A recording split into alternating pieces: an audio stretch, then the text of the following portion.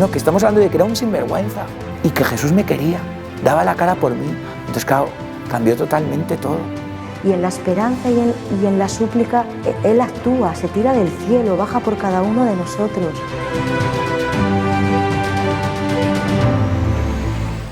Pues soy María, soy de San Sebastián, tengo 32 años y soy virgen consagrada.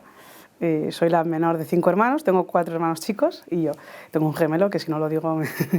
y bueno, pues mi infancia, la verdad que solo puedo dar gracias. Tengo una infancia muy normal, muy feliz. Tengo una familia, pues entre los hermanos nos llevamos 5 años, o sea, somos 5 en 5 años. Entonces yo creo que eso nos ha marcado a todos mucho, ¿no? La piña que somos también de hermanos, con mis padres. Y pues yo estaba en un colegio laico, pero es verdad que siempre nos han educado en la fe. Mis padres... O sea, era algo súper importante para ellos, pero siempre han tenido la convicción de que la fe se educa en casa, que aunque fuésemos a un colegio religioso, si luego en casa no se vivía la fe, pues probablemente igual de mayores, pues no sé qué vida de fe hubiésemos tenido, ¿no? Pero en casa sí que nos han educado siempre en la fe, aunque luego fuésemos a un colegio laico.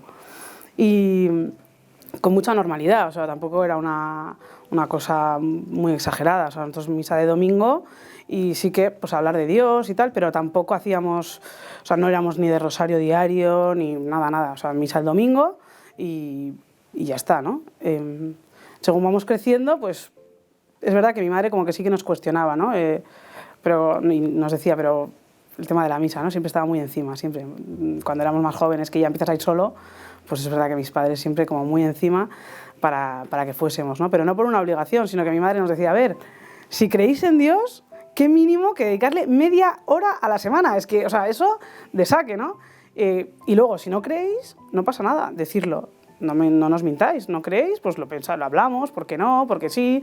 ¿Qué argumentos tenéis? ¿Qué argumentos tenemos nosotros? Y lo hablamos, ya está. Pero si creéis que existe Dios, mínimo ir a misa el domingo, ¿no? Entonces, eso en mi casa siempre lo hemos tenido.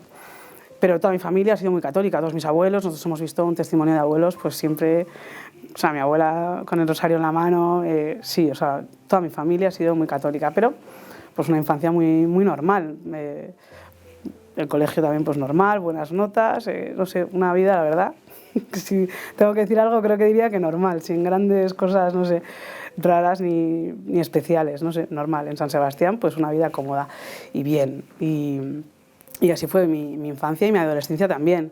No he sido una chica tampoco de grandes excesos, pero sí que he salido pues como las chicas de mi edad y todo normal y me gustaba. O sea, es verdad que mi familia somos una familia muy de calle, de estar con un montón con la gente, o sea, muchísimo, ¿no? De estar con todo el mundo y yo también. Yo siempre he estado, vamos, en todas las fiestas no me he perdido una y he estado en todo, ¿no? Pero bueno, es verdad que tampoco he vivido unos excesos así como muy grandes, ¿no? Pero bueno. Y bueno, pues así vivo mi infancia y mi adolescencia en San Sebastián. Pues hago la confirmación, pues por ejemplo, para hacer la confirmación, entre el último año de la comunión y la confirmación, había unos años de tiempo libre, ¿no? Que se llamaba, y es verdad que en esos años de catequesis pues eran unos años como de relleno hasta que luego empezabas la formación para la confirmación. Y en ese momento, pues en la parroquia en la que nosotros estábamos, no nos hablaban prácticamente de Dios. Hacíamos pues los típicos juegos de confianza, de valores y tal, pero de Dios, de Cristo y tal, no nos hablaban nada. Entonces nosotros fuimos a casa y le dijimos a mi madre, oye, mamá, es que no nos hablan de Dios y yo para hacer juegos tengo a mis amigos. Y mi madre, pues no vayáis, no pasa nada. Cuando empiece la confirmación, la preparación del sacramento, pues ya volveréis, pero o sea, no era una cosa de cumplimiento, ¿no? O sea, y nada, pues ya hicimos la confirmación y luego ya pues terminó el bachillerato con buenas notas, pues todo bien, ¿no? Es verdad que yo no tenía clara qué estudiar, ¿no? La carrera. No tenía una vocación así que dijese, buah, me flipa esto, voy a estudiar esto. No. Dudé bastante en qué estudiar y al final, pues como no sabía muy bien qué, dije, bueno, pues lo típico, que coges una carrera que luego tenga muchas salidas, ¿no? Y al final hice finanzas, hice administración de empresas y me vine a Madrid. En mi casa era norma estudiar la carrera fuera de casa. Mis padres habían estudiado los dos fuera y entonces pues querían también que tuviésemos esa experiencia, ¿no? De estudiar fuera. Y todos los hermanos hemos estudiado fuera. Pero mis dos hermanos mayores se fueron a Pamplona. Y mi madre a los pequeños nos dijo, mira, Pamplona no vale, es casa. estáis aquí todo el fin de semana, o sea, esto no es tener la experiencia de estar fuera de casa. Entonces los 3 pequeños sí que 2 estuvimos en Madrid y 1 en Sevilla. Y yo me vine a Madrid. Y bueno, pues empecé la carrera y es verdad que yo en Madrid tuve, yo creo que uno de los grandes regalos que me ha hecho el Señor en mi vida han sido mis amistades de Madrid. En el Colegio Mayor pues tengo un grupo enorme, pero muy bueno, o sea, entre nosotras nos hacíamos bien, o sea, pues salíamos, imagínate, pues primer año de universidad, pues todo lo que te vas a imaginar en Madrid, todo, ¿no? Pero muy divertido, pero a la vez, cuando veíamos que alguien se estaba perdiendo por el camino, enseguida también las amigas como que nos preocupábamos en el buen sentido, ¿no?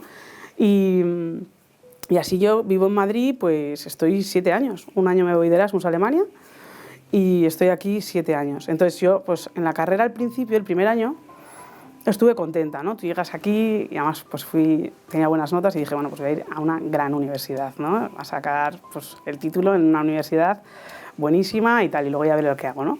Entonces el primer año estaba contenta. Llegas y claro, parece que te vas a comer el mundo, ¿no? O sea, parece que vamos a ser como los grandes empresarios del país, que los bancos vamos a trabajar, ¿no?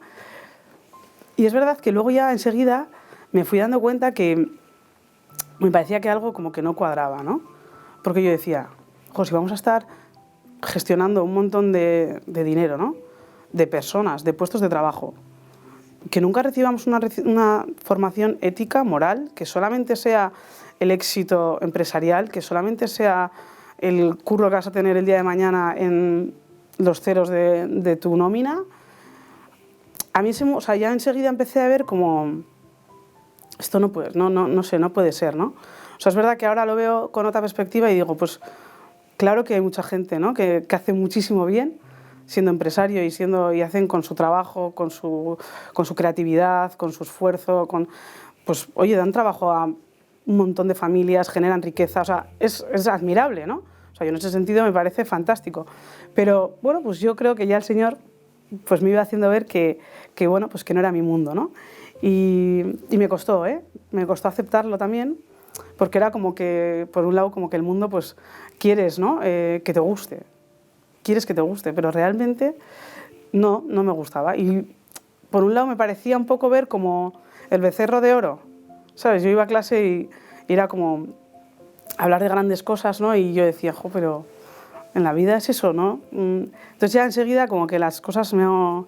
Entonces yo en la universidad estuve un poco a disgusto, ¿no? De hecho tardé más en terminarla, pero yo soy un poco cobarde. A mí me da un poco de cosa también admitirlo y decirlo y contarlo, ¿no?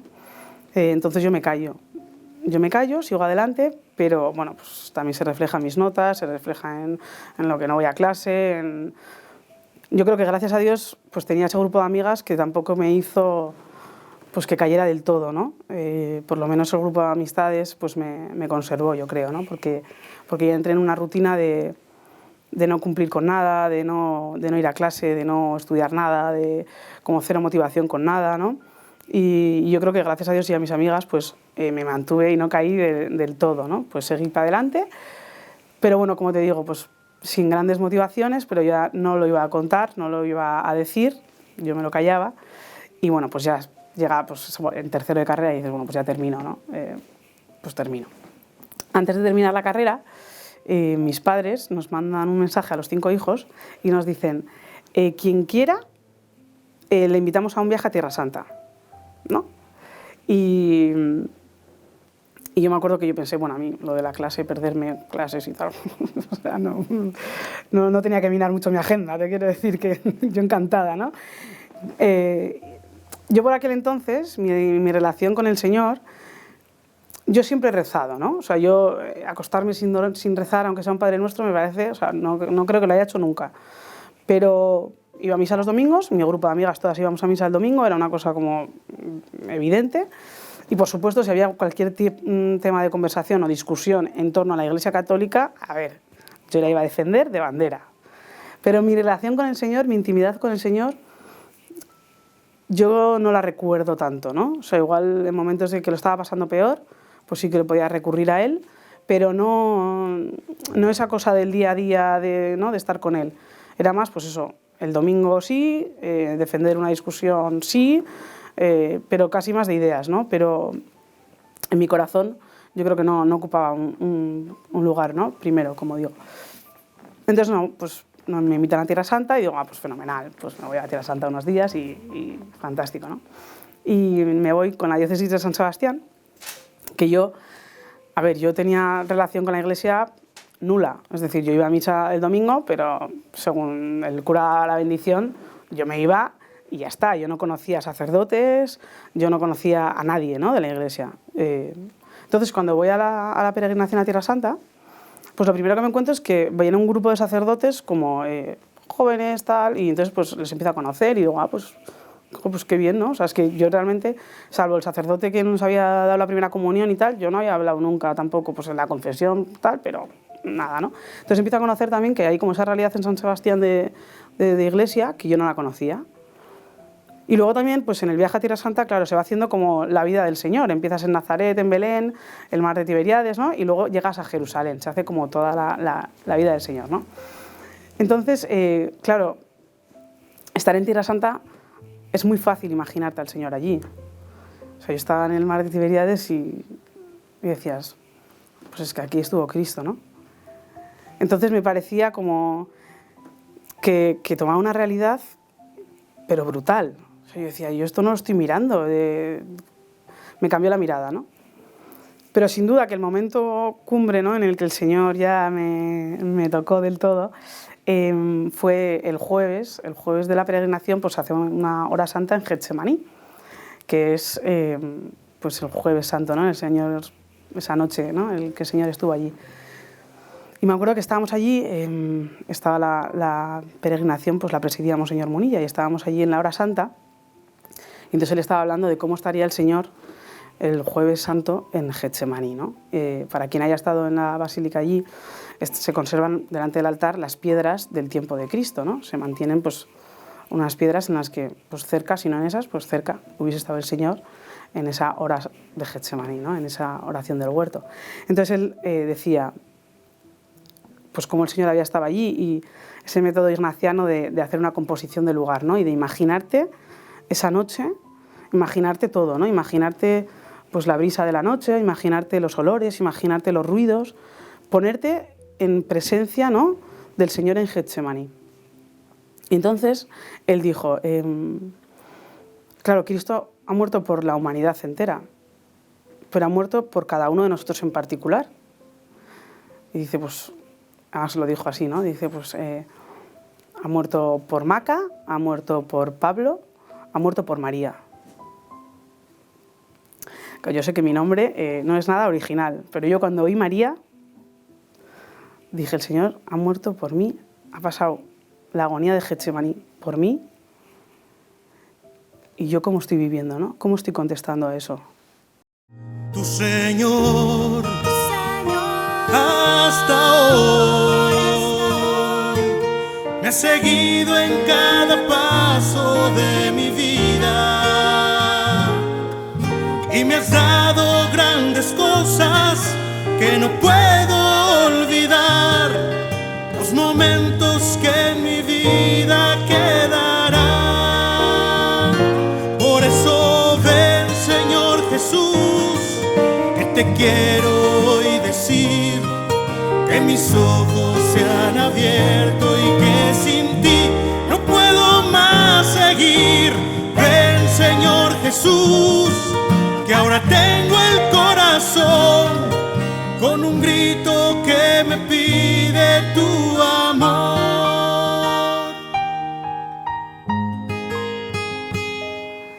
A ver, yo al día siguiente era la misma, te quiero decir, no fue un cambio radical, ni muchísimo menos.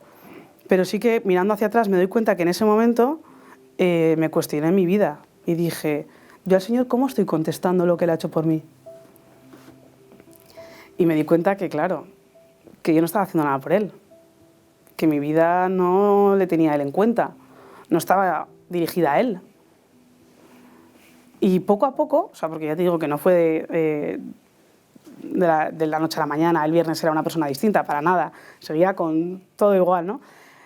Pero sí que me hizo mirar mi vida y examinarla y decir, madre mía, María, ¿dónde estás? Que Cristo es real, que Cristo ha estado aquí, en estas piedras, ¿no?, muriendo por ti y ha resucitado para salvarte. ¿Y tú cómo estás viviendo, no? Entonces, bueno, pues yo creo que ahí empieza pues, otro proceso de mi vida en el que me empiezo a interesar mucho por mi fe. Me doy cuenta que no la conozco. Me doy cuenta que yo defiendo la Iglesia en una discusión, pero yo a Cristo tengo intimidad con Él, le conozco. Entonces empiezo a interesarme, ¿no? por todo el tema de la fe, ¿no? Y en ese momento cae en mis manos, pues el Señor ha tenido pues mucha paciencia conmigo y me ha ido dando muchos instrumentos, ¿no? Que me han acercado a Él. Y entonces cayó en mis manos, bueno, a la vuelta del viaje fui a una hora santa en San Sebastián en verano, que yo antes cuando iba a San Sebastián, a ver, es que o sea, no pisaba, o sea, iba a misa el domingo, pero ya está, nada más. Pero a raíz de ese viaje me entero que los primeros viernes de mes hay una oración con jóvenes y voy. Que ahora mismo hasta me sorprende de que yo fuera sola a una oración de jóvenes, pero bueno, fui. Y con la casualidad de que ese día pues estaban peregrinando por España las reliquias de 4 santos. Y entonces en la hora santa leyeron un texto de uno de esos santos. Y yo pensé, joder, qué majo, ¿no? O sea, qué santo más majo. O sea, me pareció de verdad. Dije, pues, porque a veces igual leímos como santos muy elevados, no sé. Y dije, pues qué majo, ya le puedo leer. Yo creo que a este le puedo leer. Voy a por él, ¿no? Y así empecé a leer a San Rafael Arnaiz. Me acuerdo que mis padres me regalaron las obras completas de San Rafael Arnaiz, ¿no? Y claro, yo seguía en Madrid. Y entonces empecé a leer la vida de San Rafael Arnaiz y San Rafael Arnaiz se va a estudiar la carrera a Madrid. Y estaba estudiando en Madrid 2 años, arquitectura, ¿no? Y es muy gracioso porque él vivía en Madrid en una calle que tiene 2 manzanas. Es un callejón, ¿vale? Pues yo, en esa calle yo tenía clases de matemáticas. Entonces yo decía, bueno, yo tenía 25 años así, yo creo. Y él murió con 27, santo. Y decía, María, estás a por uvas, no te estás enterando de que la vida va por otro lado.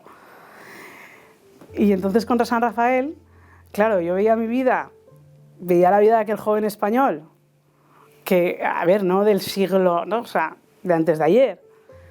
Y dije, madre mía, ¿no? O sea, no tengas miedo, ¿no? A entregarte al Señor.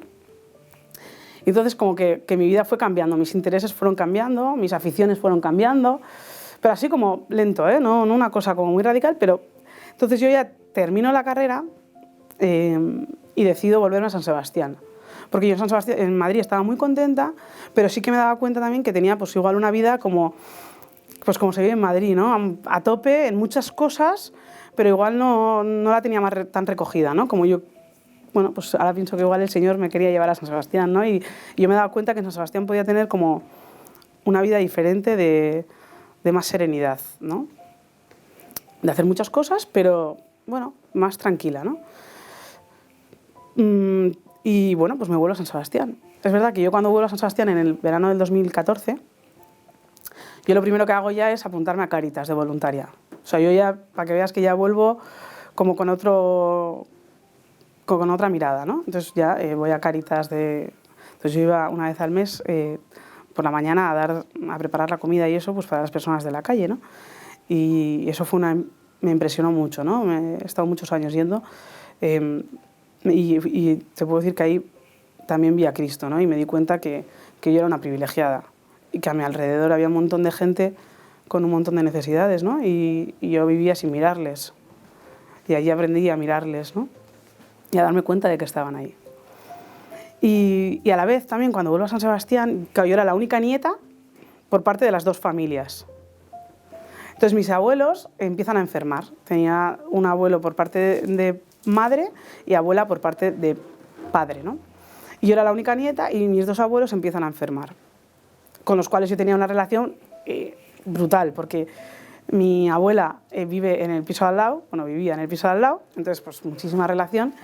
Y mi abuelo, desde que enviudó, que yo tenía, pues no sé, 9 años o 10, venía todos los días a buscarnos al colegio, nos llevaba a comer, comía con nosotros, nos llevaba otra vez al colegio, pero luego nos llevaba a él a un montón de cosas. O sea, era una presencia como siempre estaba en mi casa y todos los hermanos, te aseguro que si te hablamos de mi abuelo, se nos cargaba a todos, ¿no? Y con mi abuela también, la verdad. Y entonces los 2 empiezan a estar, bueno, pues sus achaques, ¿no? La verdad que fueron enfermedades duras.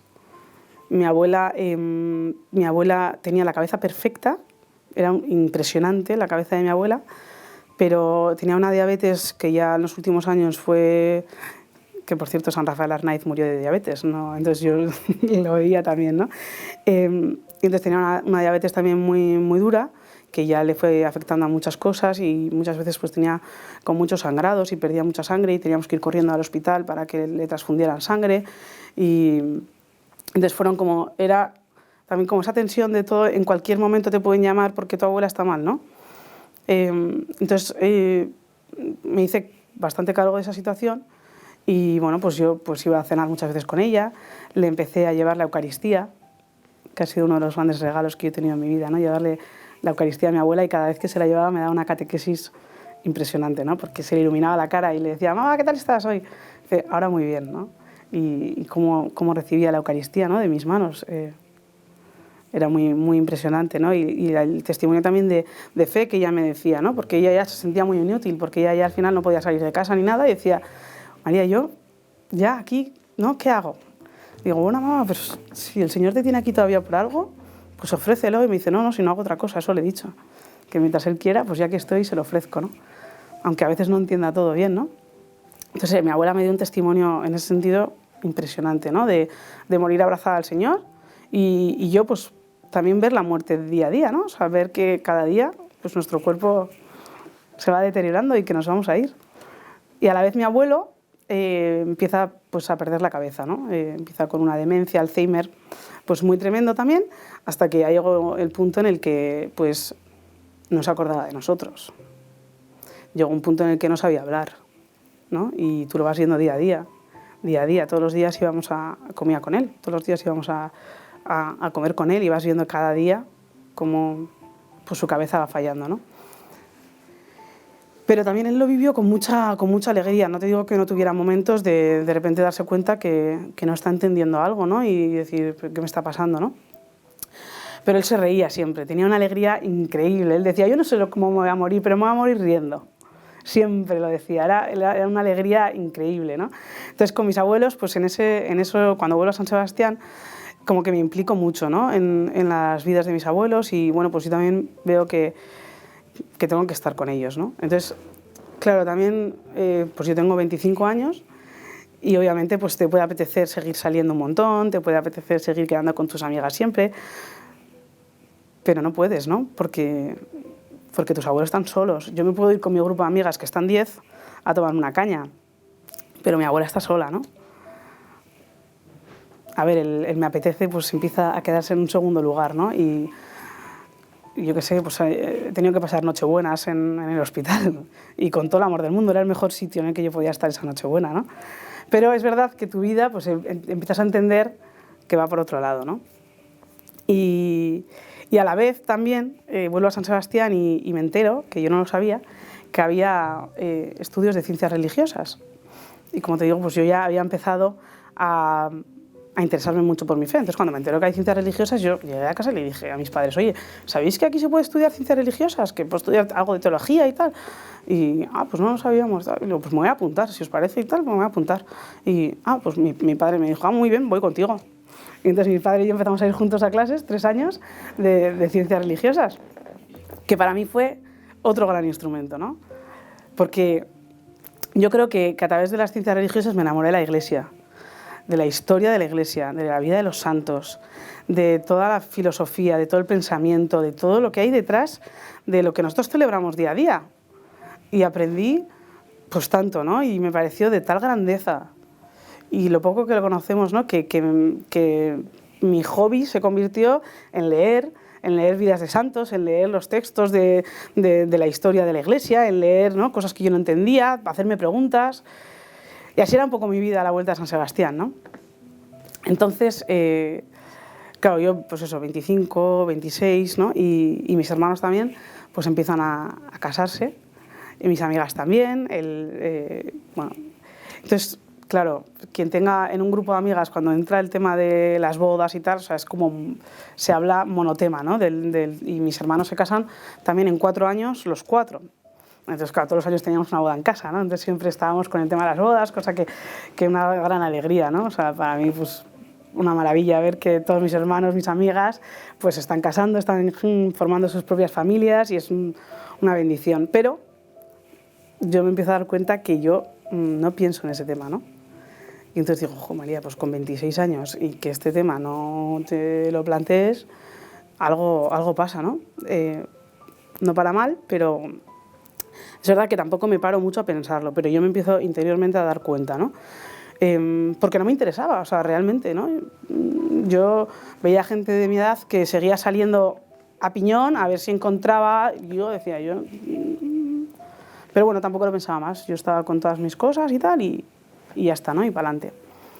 Pero un sacerdote que yo estaba también de voluntaria en comunicación, pues grabo muchos vídeos, que es un voluntariado que a mí me ayudó un montón, porque con que yo le diera a on, off, start, stop, luego había un vídeo que se subía y lo veían miles de personas y les hacía muchísimo bien. Bueno, ¿qué os voy a decir, no? Pero, y entonces, pues yo decía, pues si con esto solo yo puedo ayudar, pues aquí estoy, ¿no? Y si encima en la iglesia, pues que yo he descubierto, puedo ayudar a que otros lo descubran y darse cuenta de que Cristo les quiere, ¿no? Pues es que estoy aquí de 100, o sea, no tengo que cuestionarme mucho, ¿no?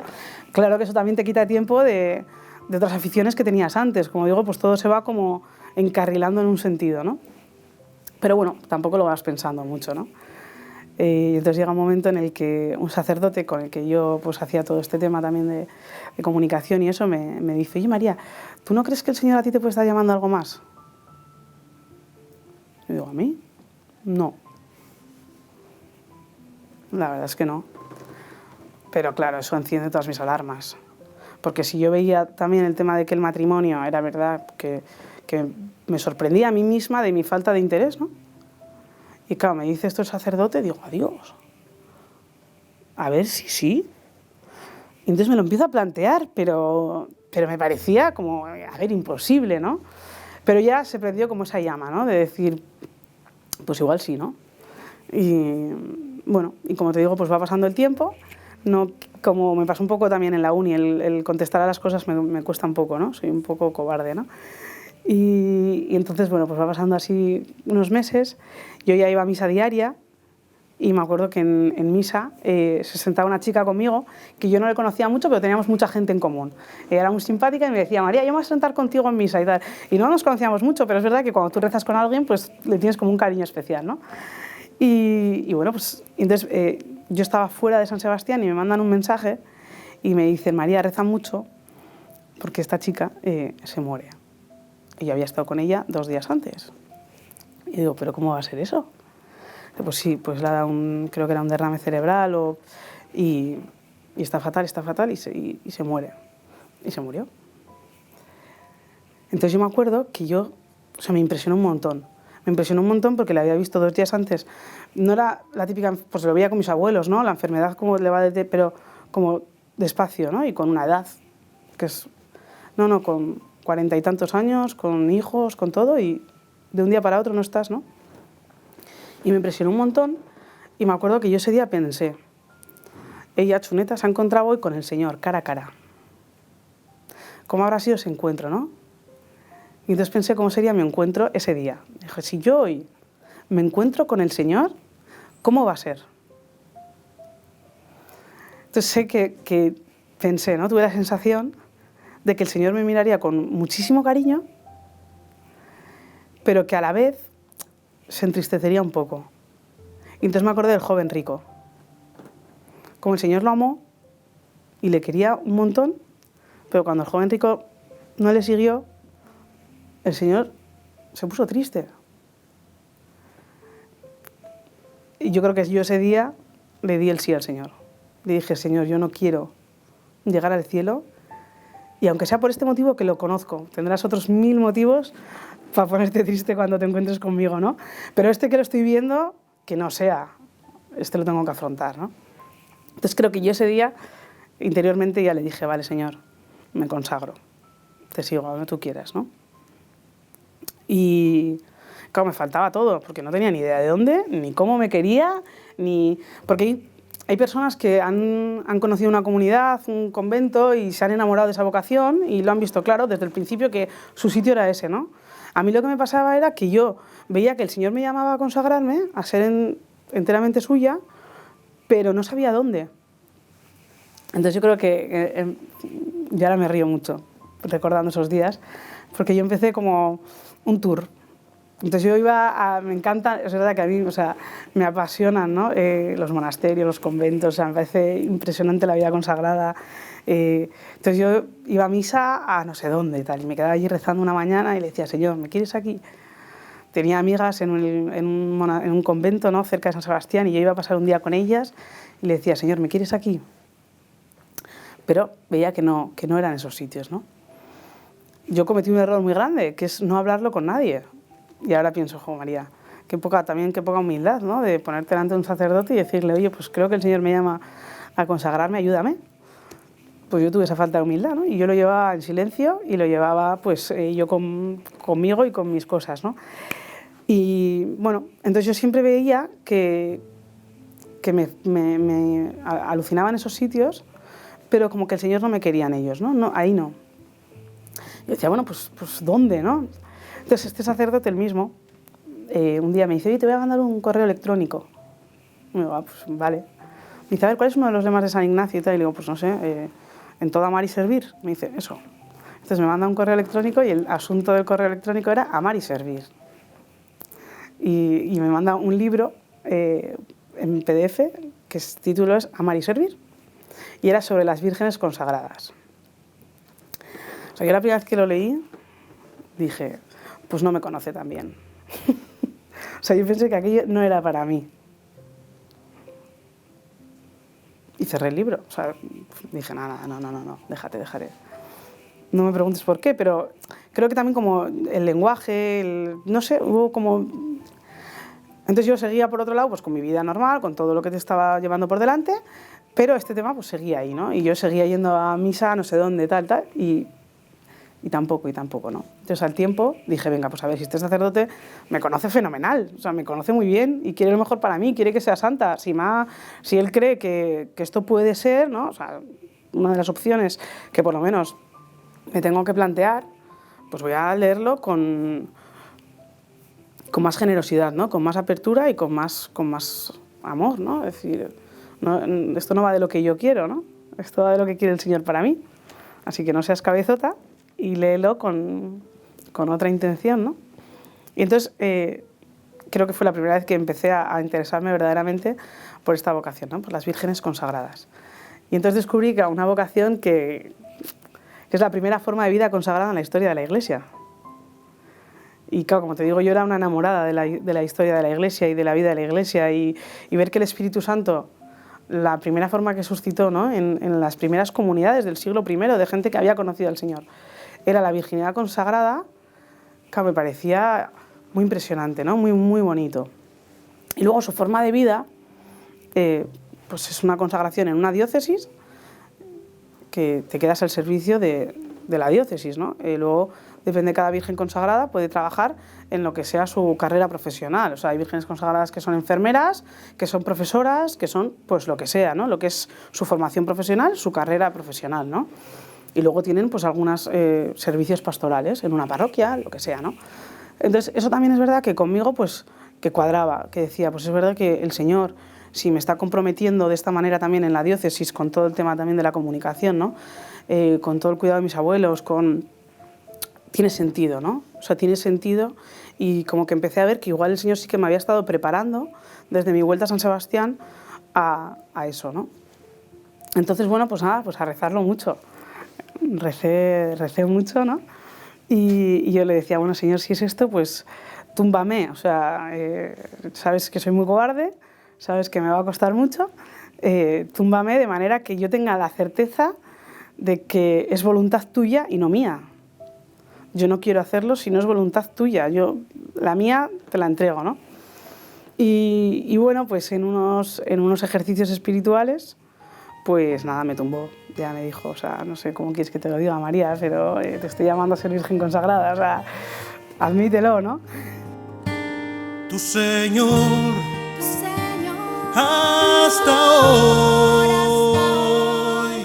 Me has seguido en cada paso de mi vida y me has dado grandes cosas que no puedo olvidar, los momentos que en mi vida quedarán. Me costó mucho contarlo. Yo en los ejercicios ya le dije al sacerdote, que es mi director espiritual, ¿no? Le dije, creo que el Señor me llama a ser virgen consagrada. Me dijo, bueno, pues lo primero es que le acepte el obispo, ¿no? Tienes que ir a... Y bueno, el que estaba dando los ejercicios era el obispo, era Monseñor Munilla. Entonces fui a donde él y le dije, don José Ignacio, creo que el Señor me llama a ser virgen consagrada, ¿no? Nada, y fenomenal, y una alegría, y la verdad que me ayudó mucho esa conversación. Y claro, pues luego me tocaba efectivamente contarlo a mi familia y a mis amigas, ¿no? Tardé un mes en contarlo. O sea, yo seguía siendo... Y entonces este sacerdote me decía, venga María, venga, llegaban las Navidades. Me decía, dales tu regalo de Navidad, que seguro que se van a alegrar muchísimo, ¿no? Entonces yo creo que fue la noche, la víspera de Reyes, el día 5, pues estábamos en el salón y estábamos 2 hermanos míos con 2 mujeres, mis padres y yo. Y volvió a salir el tema, pues no me acuerdo, de alguna boda, de algo, ¿no? Entonces yo ya dije, venga María, va. Me puse tan nerviosa que una cuñada mía que estaba allí dice, ¿estás bien? Creo que María quiere hablar, fíjate. Estaba en mi casa, que habló con toda la naturalidad del mundo. Estaba tan nerviosa que... Y yo, sí, la verdad que os quiero decir algo, tal. y bueno, pues dilo, ¿no? Tranquila, ¿no? Y pues que me voy a consagrar, que voy a ser virgen consagrada. Fue muy graciosa las reacciones de cada uno, ¿no? Un hermano mío, bueno, se echó a llorar, me dio un abrazo, qué alegría, tal, ¿no? Otro pues me decía, ¿qué es eso? A ver, exactamente en qué consiste, ¿no? Esto, vamos a ver primero de qué va. Y luego mis padres se alegraron muchísimo, ¿no? Y fíjate que mi madre me contó en ese momento una cosa que yo no sabía de mi vida. Y es que ella empezó a llorar un montón, mi madre, ¿no? Y al principio decía, qué mona, ¿no? Cómo se ha emocionado. Pero ya cuando seguía llorando, yo ya decía, a ver si le da un disgusto tremendo. Y yo ya, mamá, pero bien, o sea, ¿pero estás contenta? Y me decía, no, que sí, que de verdad que... Me dice, es que cuando es verdad que cuando yo era muy pequeña, pues en un día me puse muy enferma, ¿no? Y mi madre pensaba que me moría, ¿no? Y de hecho estuve pues muy cerca de morirme. Y entonces mi madre cuenta que ella fue corriendo a urgencias conmigo en brazos y que no le hacían caso. Que no le hacían caso, y mi madre decía, yo te tenía en brazos y veía que te estabas yendo y no había manera de que me hicieran caso. Y al final ya me salté esto y entré y dije, o sea, al primer médico que vea le voy a decir que es que se está yendo, ¿no? Y me dice, y entonces yo en ese momento le recé a la Virgen y le dije, madre, déjamela y luego haz con ella lo que quieras. Claro, entonces cuando yo le dije que iba a ser virgen consagrada, claro, mi madre se acordó de ese momento, ¿no? Y estaba súper emocionada, pues porque dice, yo sabía que la Virgen me había escuchado, ¿no? La Virgen en ese momento me escuchó, ¿no? Y la verdad que una alegría, ¿no? Y luego, pues mis amigas, a ver, tengo de todo, claro, tengo amigas muy católicas que muy bien, que yo creo que ellas también ya veían, ¿no? Que mi camino pues estaba dirigiendo un poco en ese sentido, y creo que mucha gente tenía más miedo a que me fuera de Carmelita y no les volviera a ver nunca, así que hubo gente que yo creo que hasta se relajó un poco porque me decían, bueno, entonces vas a estar entre nosotros, y yo, sí, mi vocación es estar entre vosotros y serviros, ¿no? Y luego tengo amigas que no creen en Dios, ¿no? Entonces, bueno, ellas me conocen y me quieren, ¿no? Y saben que yo soy feliz así, entonces, bueno, pues obviamente hay gente que no lo entiende, ¿no? Porque me acuerdo de una que me decía, ¿no? María, pero si realmente tú vas a seguir viviendo igual, ¿no? Tampoco te cambia gran cosa, ¿no? Y luego, claro, es que sin fe, entender que mi vida cambia del todo porque mi corazón y mi vida entera se la entrego a Dios, pues cambia desde que me levanto hasta que me acuesto, ¿no? O sea, es que es una vida radicalmente distinta, aunque todas las mañanas me levante en la misma casa, pero claro, es distinta, ¿no? Me acuerdo de otra persona que mi hermano gemelo se casó un mes antes de mi consagración y estábamos en la boda de mi hermano y una amiga de mi madre me dice, oye, por cierto, tal, que ahora te vas a consagrar, ¿no? Y tal, y sí, tal. Y me dice, bueno, muy bien, bueno, y si no, pues dentro de unos años, si quieres ya, pues como a otra cosa, ¿no? Y claro, me acuerdo que le dije, a mi hermano que se acaba de casar, ¿le dirías eso? Ella, a ver, lleva casada un montón de años con un montón de hijos y fenomenal. Y me dice, ya, no. Y le digo, pues es lo mismo. O sea, yo me entrego al Señor para siempre, ¿no? Yo voy a ser esposa de Cristo, o sea, Entonces ella, yo creo que allí lo entendió, ¿no? Con el ejemplo del matrimonio, que a ver. Y luego es verdad que el obispo me dijo una cosa, ¿no? Que me decía, a ver, la vocación de la virginidad consagrada es adelantar un poco el cielo, ¿no? Todos en el cielo tenemos esa vocación, la de unirnos con Cristo. Y es verdad que la virginidad consagrada pues, se adelanta y se vive ya en este mundo, ¿no? Pero es a lo que estamos todos llamados, ¿no? Y al final la virginidad consagrada pues, también es, pues pobremente, ¿no? Pero tratar de recordar, recuerda eso en el mundo, ¿no? Que nuestra meta es el cielo, que aquí no lo tenemos todo, que esperamos algo más grande, ¿no? Entonces, pues bueno, pues hubo gente que me entendió más o menos, gente que no tanto, pero bueno, bien, la verdad que yo no me he encontrado con nadie que me haya dicho nada así como, no. Pues yo diría, a ver, que el Señor tiene un plan perfecto para todos nosotros y que yo soy la primera sorprendida. O sea, no sé, a mí si me preguntas con 16 años qué vas a ser de mayor, pues te aseguro que Virgen Consagrada no sabía ni que existía y que yo, pues...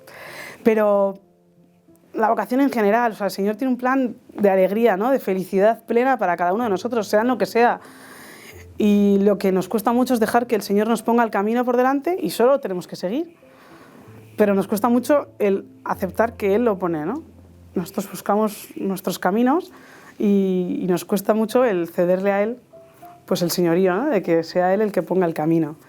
Y luego pues te das cuenta, mi experiencia fue que por mucho que yo me resistiera, si Él tiene un plan, a ver, sus tiempos y los nuestros no son los mismos. Y Él no se cansa de llamarnos.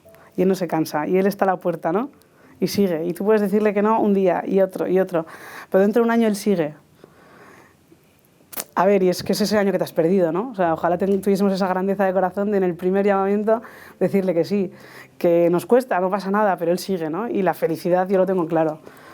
No, yo no sería feliz de ninguna otra manera. Me encanta la familia, me encanta... Pero el Señor no ha pensado eso para mí. Ya está, no tengo mucho más que pensar. Es así de sencillo. ¿Ha pensado esto para mí? Pues para adelante, ¿no? Y a ser fiel. No sé.